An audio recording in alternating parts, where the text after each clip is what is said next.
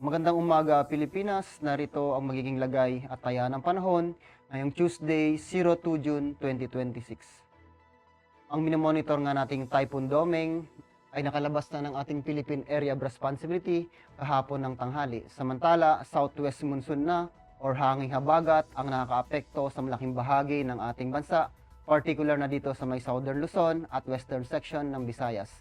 Samantala dito sa Mindanao, aasahan natin ang mga localized thunderstorm. Para sa general area forecast, dulot nga ng southwest monsoon or hanging habagat, aasahan natin ang mga occasional rains dito sa may Zambales, Bataan, Cavite, Batangas at Occidental Mindoro. Samantala ang Metro Manila at nalaming bahagi ng Luzon, ganoon na rin ang Western Visayas, aasahan natin ang maulap na kalangitan na may kalat-kalat na pag-ulan, pagkulog at pagkidlat. Samantala, ang nalaming bahagi naman ng Visayas, aasahan pa rin natin ang maiinit na panahon, bahagyang maulap hanggang sa maulap na kalangitan na may mga posibilidad na pulupulong pag-ulan, pagkulog at pagkidlat. Samantala dito sa dakong Mindanao, aasahan natin ang fair weather condition, bahagyang maulap hanggang sa maulap na kalangitan at may mga posibilidad din na pulupulong pag-ulan, pagkulog at pagkidlat lalong-lalo na sa dakong hapon at gabi. Para sa flight level wind chart, dahil sa dominante na ang southwest monsoon or habagat, inaasahan natin ang bahagyang malakas hanggang sa malakas na hangin na nagmumula sa may southwest. Pagdating naman sa 10,000 feet, ganoon na rin sa 18,000 feet, aasahan pa rin natin ang malakas na hangin na nagmumula pa rin dito sa may southwest.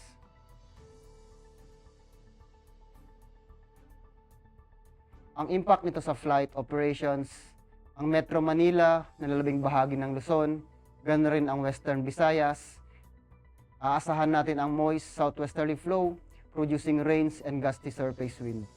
Ang impact nito sa rotary, aasahan natin it will reduce visibility, gusty winds, limit BFR, and low altitude operations. Aasahan din natin ang mga wets, helipads, increase operational hazard. Pagdating naman sa fixed wing, aasahan natin operation may experience delays or cancellation due to low ceilings, turbulence, and wet runway conditions.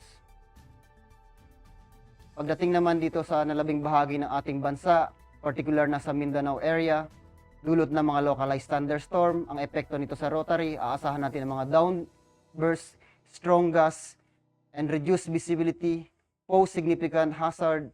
So, kailangan natin i-avoid ang mga implied sa seabees. Pagdating naman dito sa fixed wing, aasahan natin ang mga severe turbulence, wind shear likely during arrival and departure phase, aircraft may experience temporary delays or require diversions. Ang araw ay sumikat kaninang 0526 at lulubog mamayang 1822. Meron tayong moon illumination na 96% decreasing. Para manatiling updated sa lagay at taya ng panahon, ugaliin i-follow ang aming social media account na Air Force Weather Center. In behalf of our commanding officer, Colonel Alvin John Cugador, POP GSC, ako po si Technical Sergeant Bautista, Weather Broadcaster ng Air Force Weather Center. Muli, magandang umaga, Pilipinas.